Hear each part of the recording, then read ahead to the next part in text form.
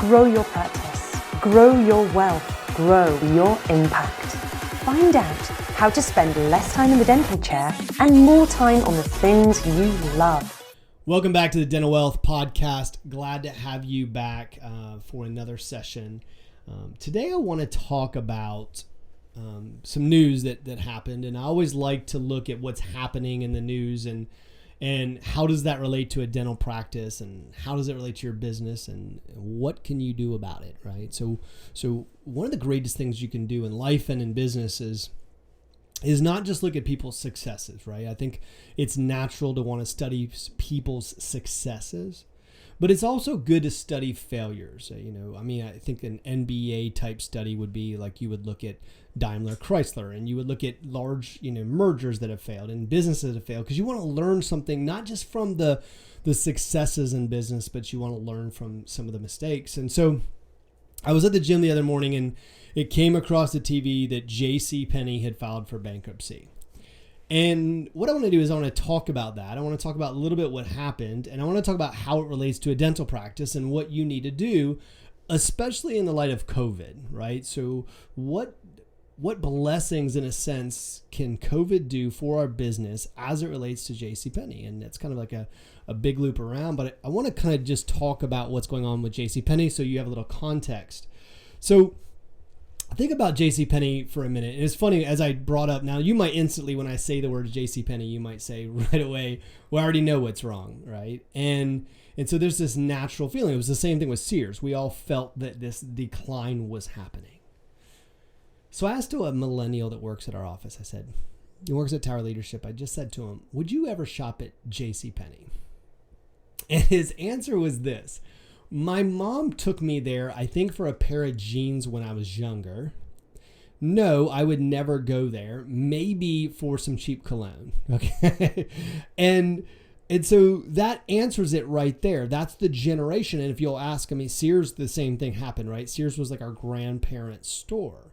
And my parents, they love Sears. That was kind of a generational type store. And you're talking about a company that started, with good roots. Started in 1902 and, grew to 1,000 locations. 1,000 locations. And it's the anchor store for so many major malls in America. And so you got to think you would have to argue that success. And imagine if your dental practice literally had 1,000 locations. So take that in context for a minute. And they actually started with this idea of, it's very idealistic, that when the store was founded, it was going to take care of its team members and make sure that they were part of the earnings of the company and really had the right roots, which is probably one of the reasons why they grew so fast. And then they grew, and very much like Sears, right? And they had this place in America, and most people knew what JCPenney was. And then then all of a sudden they start to hit this maturity phase, and then they go in decline. And if you've listened to me at all, you'll know that I talk about the sigmoid curve. And the sigmoid curve looks a little bit like this in all businesses. And by the way, if you have some paper with you, you should write this down. And the curve starts off at, when you start any business or a product, you initially start with a lot of excitement, right? People are like, oh my gosh, it's a new dental office opening up across the street. And so initially you're met with a surge of people coming in. And then there's a little dip as the excitement goes down. We'll call those the early adopters, right? The early adopters rush into your business.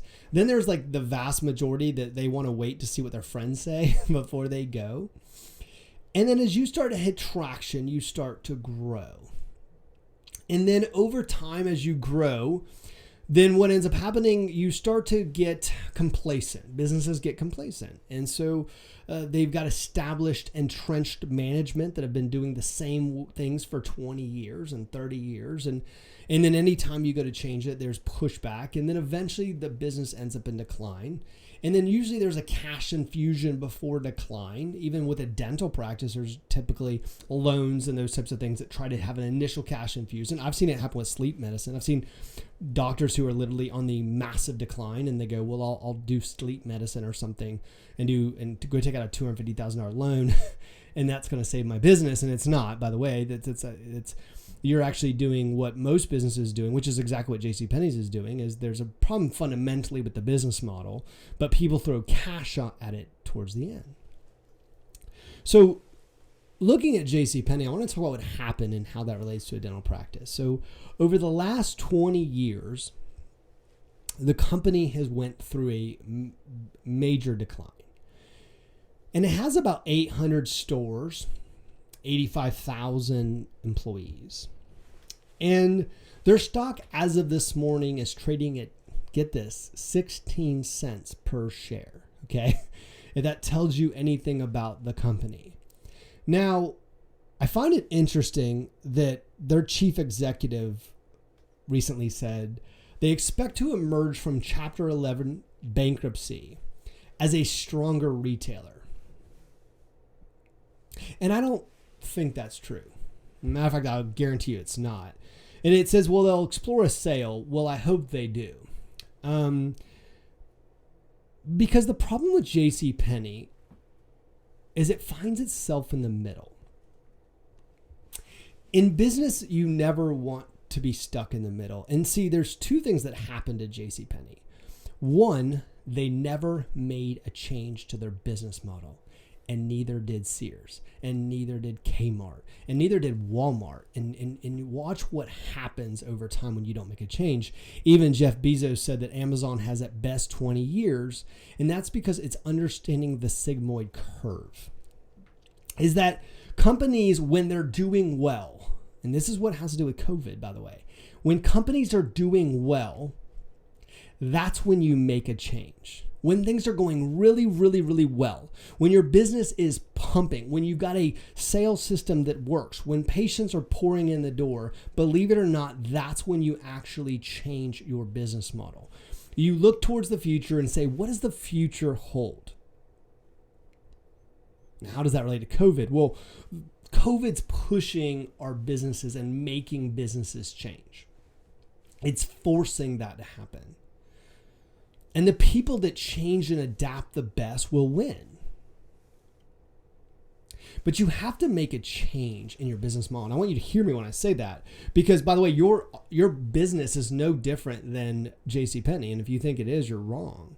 Because JCPenney, who got 1,000 locations, did it by financial strength. They did it by reputation. They did it by brand. They did it by treating employees well. They did it by all the things we talk about, building great organizations. But what they failed to do is make a jump. And one of the things you have to do on a sigmoid curve is you make a jump. But let me tell you why companies don't change. And let me tell you why your dental office doesn't change. Because when you go to change, there's a few things that happen when you go to change your business. The first thing that's going to happen is, so small, now you say, well, that's JCPenney. It's different than my small business. No, it's the same thing, right? So at JCPenney, let's just say a chief executive walks in and says, well, look, we're going to change everything. We're going to make a change to our business model. We're going to modify, we're going to move online, or whatever we're going to do, we're going to modify. Well, the first thing that's going to happen is senior management is going to fight the CEO. All the C-level executives that have been there for 20, 30 years are going to say, no, absolutely not. We can't do this. This is what has always worked. Then the board of directors will come back and say, no, we can't do that. We can't do that. And eventually what ends up happening is the companies do not reinvent themselves.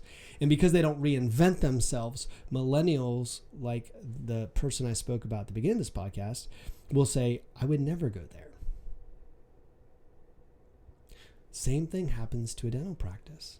I want you to hear me on this. One of the things that'll happen, some people ask me all the time, they say, what is one of the biggest factors I should look at when I'm buying a dental practice? I said the age of the patient base. Because if you start to watch your patient base, and your patient base started at 30s, and then it went to 40s, and then it went to 50s, and then it went to 60s, and then it went to 70s with you as you aged and did the same thing, it means that your practice never reinvented. One of the greatest things you'll watch, especially in the South, churches do a really good job of reinventing themselves. If you watch churches, especially like I said here in the South, you'll see churches really work hard to on the music and the atmosphere and those types of things to keep new people coming into the church, because they know that if new people don't come into the church, then the church ends up losing, like it'll go through the same sigmoid curve. It's hard for people to understand this. Churches do go out of business. They do.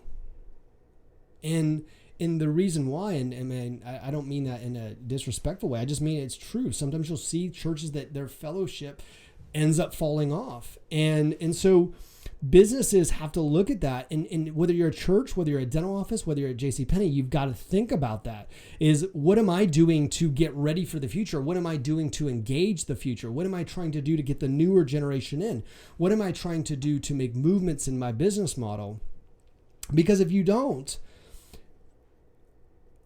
well, then you're going to be in the same exact position. See, the problem with JCPenney is they're also stuck in this middle position because they're not a luxury brand. Nobody would say JCPenney is a luxury brand. But they're not as cheap as Walmart or TJ Maxx or any of those stores either. So they find themselves like in the middle. I was reading a quote by a marketing professor at University of Penn at the Wharton School of Business, and she said, it's, JCPenney stuck in the middle with no differentiation. I quote. You don't have to be a Wharton School of Business professor to understand that. But here's a question for you. Is your practice stuck in the middle? Is your practice stuck in the middle? Hell, are you stuck in the middle?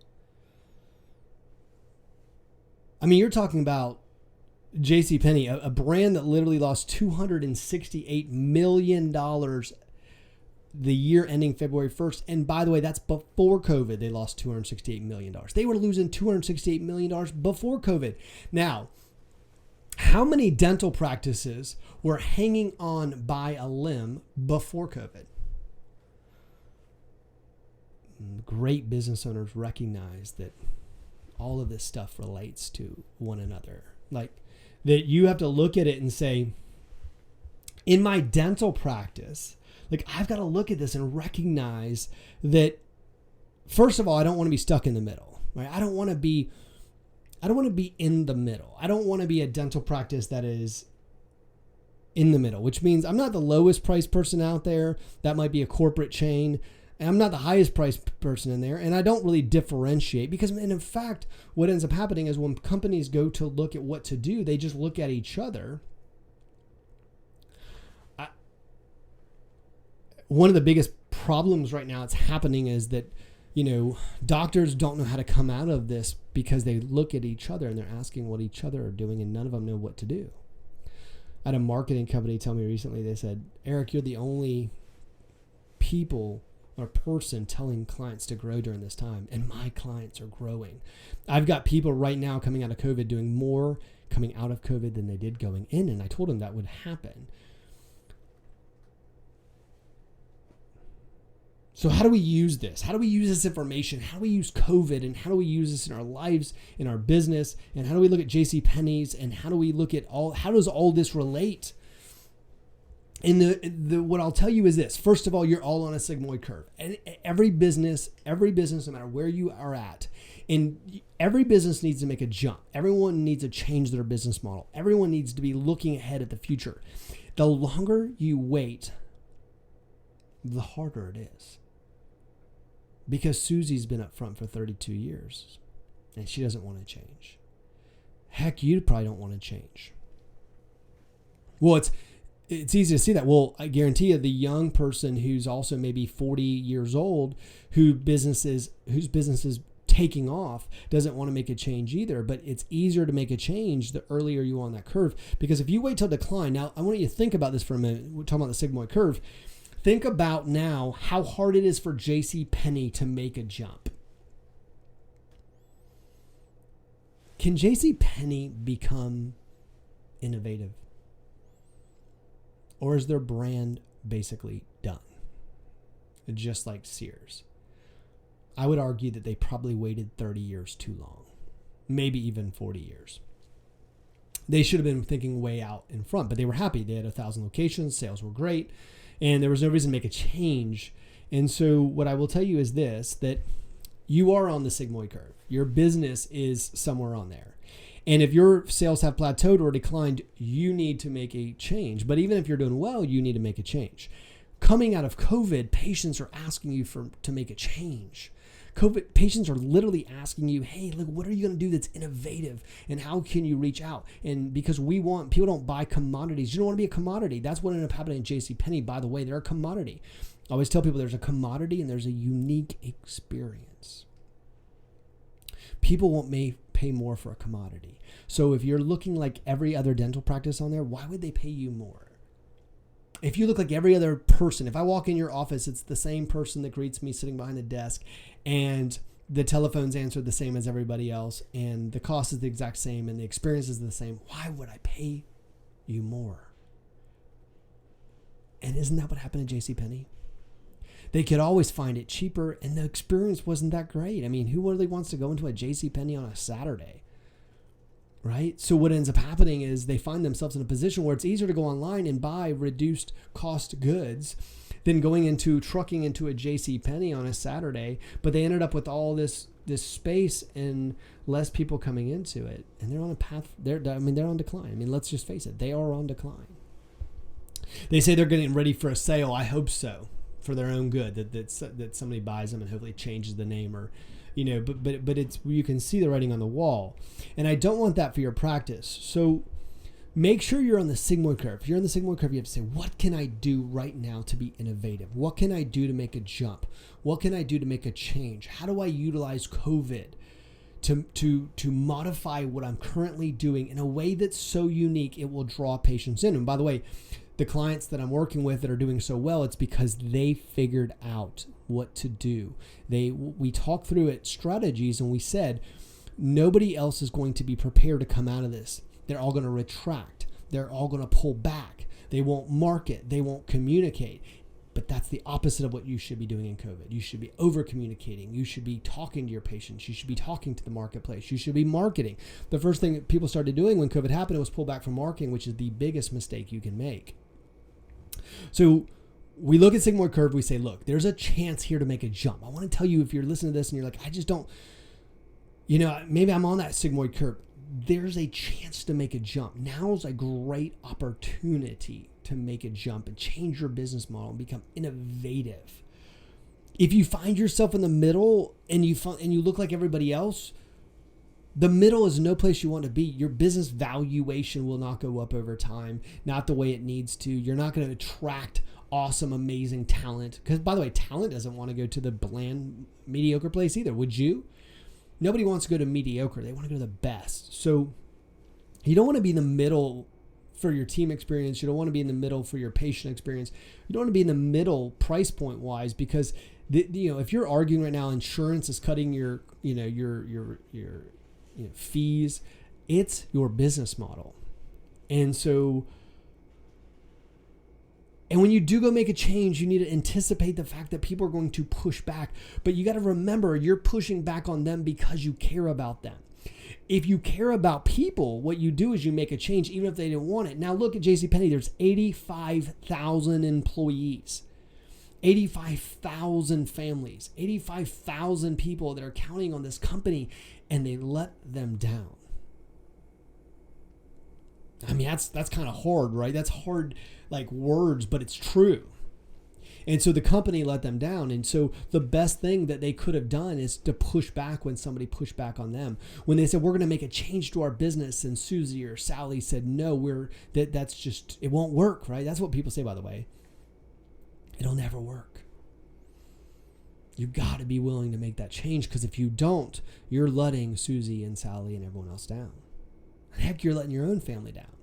So we make changes. We don't stay in the middle. We recognize where we are on the curve. If we're in the middle, if we find ourselves in the middle, we move out of the middle. We either want to be really high experience, or we want to be the cheapest place in town. I don't really know. A lot of people listening to this podcast who probably want to be the cheapest dental care. So how do you make your experience, and how do you utilize this time to become innovative in the way you see and treat patients? I think that when we look at companies like this, you as a business owner have to look at this and go, man, what an opportunity. And by the way, this is an own personal opportunity. Look, you don't want to find your skill sets somewhere in the middle. Do you want to be in the middle of skill sets, whether it be in the entrepreneurial side of yourself or the dental side of yourself, whatever you are more drawn to? Which side do you want to be on? Do you want to be mediocre, Or do you want to be great? If you find your marriage and your health and your life in decline, what do you do about it? If you find yourself in decline in all areas of life, the last thing anybody would tell you to do is to keep doing the same thing. And I would encourage you, if you find your business in decline, most likely a lot of things in your life are declined. So it's time to make a change. It's time to utilize models like this and see it and go and wake up and go, okay, what I need to do if I'm going to utilize this thing is I've got to make a change. I'm not going to be in the middle. I'm going to make a dramatic change in my practice. I'm going to become innovative. I'm going to market. I'm going to communicate. I'm going to work on my own personal brand. That's true. Very, very important. I'm going to work on my own personal brand. I'm going to work on my business and my team. And I'm going to come out of this because I'm not going to be a JCPenney. And I'm not going to sell off in decline like so many dentists have done. I'm telling you, this is the secret. And it's the secret to dental wealth. Thanks for watching.